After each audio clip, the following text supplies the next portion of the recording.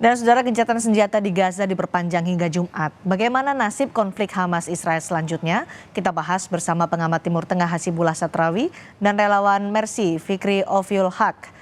Mas Fikri sudah bergabung bersama kami?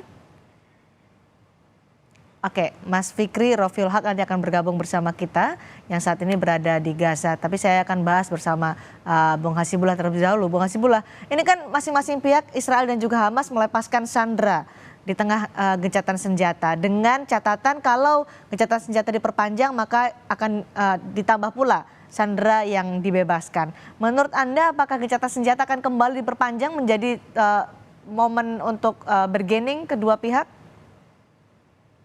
Ya, terima kasih Mbak. Saya melihat bahwa ini harapan baru yang diberikan apa namanya yang kita lihat. Halo? Ya, silakan. Bung Hasibullah.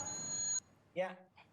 Sorry. Oke, silakan. Jadi sebenarnya perkembangan ini menunjukkan bahwa para pihak sebenarnya menginginkan akan terjadinya gencatan senjata ini, atau dalam bahasa lain, gencatan senjata saat ini dianggap sebagai pilihan terbaik oleh para pihak, baik itu Palestina, Israel, bahkan maupun Amerika.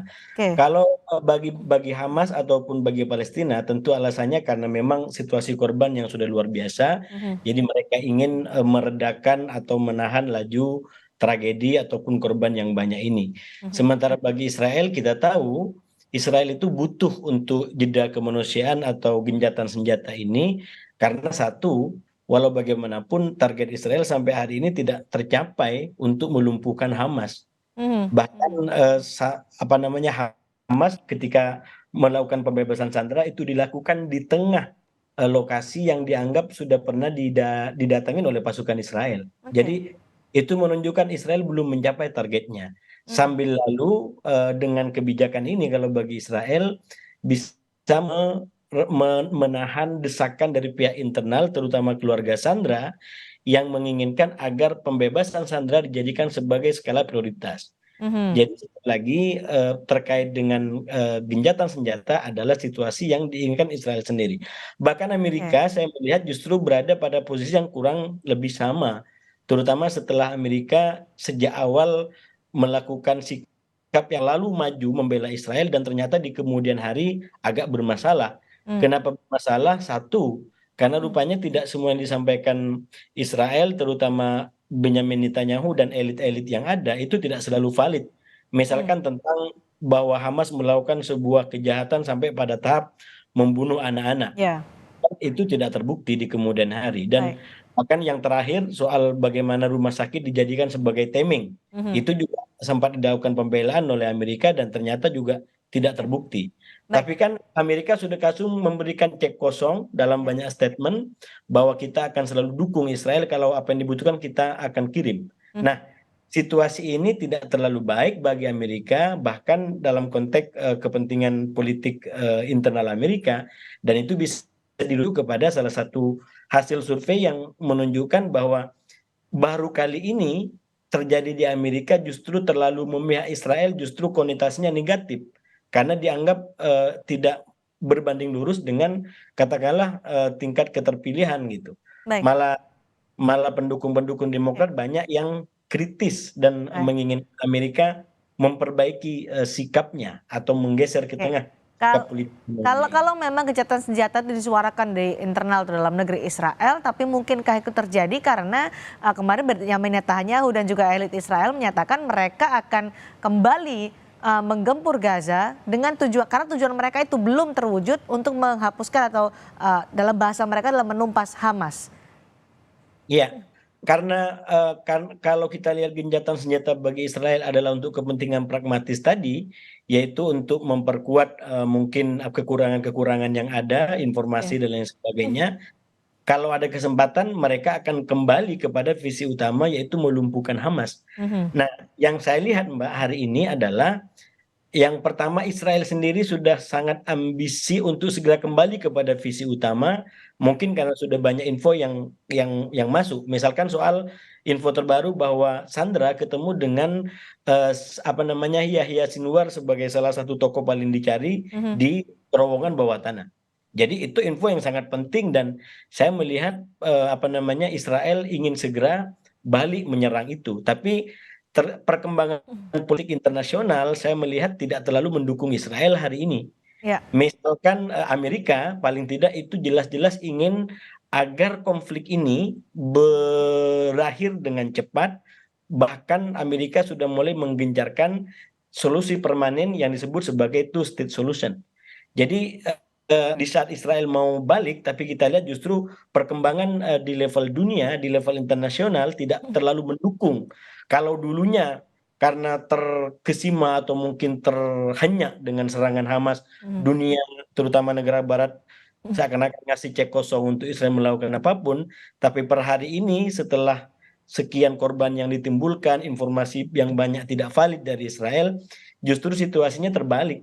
Ini Oke. negara-negara banyak yang dukung Palestina. Misalkan Spanyol hari ini di Eropa sendiri itu udah terbelah di antara yang mendukung bagaimana Palestina bisa menjadi merdeka. Dan sekali lagi yang terbaru minimal Amerika tidak ingin Mhm. ini segera untuk Israel kembali kepada jalur peperangan. Nah, karena itu hari ini itu diberitakan menlu Amerika kembali datang ke Tel Aviv Mhm. untuk bagaimana meyakinkan Netanyahu dan elit-elit Israel agar sebisa mungkin ini ditahan perangnya dan diajukan apa Baik. namanya, solusi permanen yaitu two state solution. Begitu, Oke, Mbak. baik. Semua negara sekarang sudah hampir hampir semua negara meminta Israel untuk menghentikan atau menahan serangan. Tapi saat ini di tengah gencatan senjata, Israel bahkan masih menyerang atau melakukan sejumlah penembakan. Ada korban di Jenin di tepi barat atau West Bank. Ini bagaimana maknanya untuk Anda? Israel tetap tidak akan mau dengan tawaran gencatan senjata lebih panjang atau menahan serangan kepada Palestina? Nah, itu terutama kalau dibaca dalam konteks hubungan Israel dan Amerika, itu menariknya yang ditulis oleh salah satu apa namanya media di Timur Tengah, judulnya kurang lebih Israel atau Israel dan Amerika siapa yang memimpin. Mhm. Jadi dalam situasi seperti ini kan Israel seakan-akan dia tidak mau dipimpin, dia tidak mau Ya. didikte gitu. Tapi ketika ambisinya dikasih jalan, katakanlah untuk nyerang terus, wah dia menjadi orang yang sangat taat dan jalan dengan Mhm. ketentuannya. Tapi ketika udah begini, Israel punya komando sendiri, punya punya apa namanya, ambisi sendiri. Tapi apapun, Mbak, walaupun Israel tetap melakukan pelanggaran-pelanggaran di beberapa tempat, bahkan ketika Gaza mulai agak damai, dia coba meningkatkan di Jenin ya. Ya, di Itu Jenin di West Bank, tepi barat. ya, itu sempat dimaklumatkan sebagai wilayah militer oleh Mhm. Israel. Tapi yang Israel tidak bisa, menurut saya, adalah penghakiman daripada rakyatnya sendiri. Yang Mhm. itu kalau kita lihat belakangan justru makin menguat karena sekali lagi informasi yang disampaikan elit Israel kepada rakyatnya sendiri itu dianggap tidak terlalu akurat. Oke. Misalkan soal bagaimana berita gegap gempita bahwa mereka sudah melumpuhkan Gaza. Hmm. Itu lumpuh seperti apa kalau Mhm. ternyata saudara bisa dibebaskan di tengah-tengah yang katanya Israel sudah ada di situ. Jadi Mhm. itu yang membuat apa namanya, publik Israel sendiri itu banyak kemudian apa namanya, kritis dan apa namanya, cenderung negatif Oke, terhadap apa yang disampaikan oleh baik. Netanyahu terutama. Ketika Menlu Amerika Serikat datang ke Tel Aviv untuk meminta Israel menghentikan atau menahan serangan ke Palestina, ada juga desakan dari internal dalam negeri masyarakat Israel untuk juga menghentikan serangan kepada Palestina. Mana yang lebih berdampak? Apakah kedatangan dari Menlu Amerika Serikat atau dari internal masyarakat Israel sendiri yang bisa menahan Israel dan melakukan gencatan senjata lebih lama? Kalau menurut saya berharap ini masuk dalam kata-kata istilah semesta mendukung.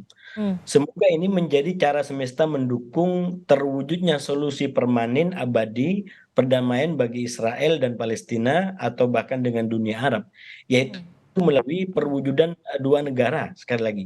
Karena Two ini state solution ya? iya, ini momentumnya semakin menguat misalkan Ibu Menlu Indonesia udah Ya. sampaikan itu, kemudian Amerika sendiri sampaikan itu, bahkan Eropa sendiri udah menyampaikan itu. Jadi menurut saya bahkan di Israel sendiri itu sudah mulai ada opsi-opsi yang memang ya coba kita perhatikan pembebasan sandera itu kan bagaimana mungkin pembebasan sandera tapi situasinya kayak kayak pacaran gitu, kayak orang yang begitu intim, iya, Hmm. dada-dada begitu. Itu kan sesuatu yang tidak bisa dipungkiri. Ini ada something yang tidak tidak sesuai penggambaran dunia terkait dengan Palestina dan Hamas secara umum. Dan itu menurut saya bagian daripada strategi Hamas. Saya membaca salah satu artikel yang ditulis oleh akademisi Israel yang mengatakan bahwa memang perang 7 Oktober dengan semua dampaknya itu Ya. bagian daripada strategi Hamas untuk bagaimana membuat dunia peduli dengan Mhm. persoalan Israel Hamas ini. Baik. Jadi dia ibarat ibarat meledakkan sendiri, lalu kemudian dari situ dapat perhatian dunia. Dan itu yang terjadi gitu. Jadi setelah 7 Oktober, itu dunia jadi tahu betapa persoalan di Gaza dan Israel Mhm. ini luar biasa. Dan bagaimana soal Baik. ketimpangan senjata itu luar biasa. Dan hari ini dunia sudah tidak bisa mundur lagi untuk membiarkan Gaza seperti itu. Betul. Betul. Itu baca dari Oke. statement bahkan disampaikan oleh pejabat-pejabat Uni Eropa. Mhm. Jadi kembali kepada poin tadi, semoga ini menjadi semesta Mudah-mudahan. mendukung untuk terwujudnya perdamaian yang abadi di antara Palestina dengan Israel. Bukan apa-apa, karena kalau bagi saya, Mbak, di antara tradisi ini adalah kita melihat itu kan tradisi yang nggak jauh hubungannya. Mhm. Di antara keyakinan-keyakinan yang ada. Sama-sama itu saya menyebutnya sebagai tradisi Baik. Abrahimik. Orang-orang yang berkeyakinan pada keturunan Nabi Ibrahim. Baik. Dan semoga lewat perdamaian ini dunia bisa menjadi lebih damai dan tidak ada lagi konflik yang bisa berdampak kemana-mana seperti sekarang. Mudah-mudahan semesta mendukung, semakin banyak negara barat yang meminta Israel untuk gencatan senjata permanen dengan two state solutions termasuk dari Amerika Serikat dan juga dari internal Israel yang menginginkan sudah agresi atau serangan kepada Palestina, semua demi kemanusiaan. Terima kasih Bung Hasibullah Satrawi sudah bergabung dan berbagi analisa di Sapa Indonesia Malam hari ini. Selamat malam.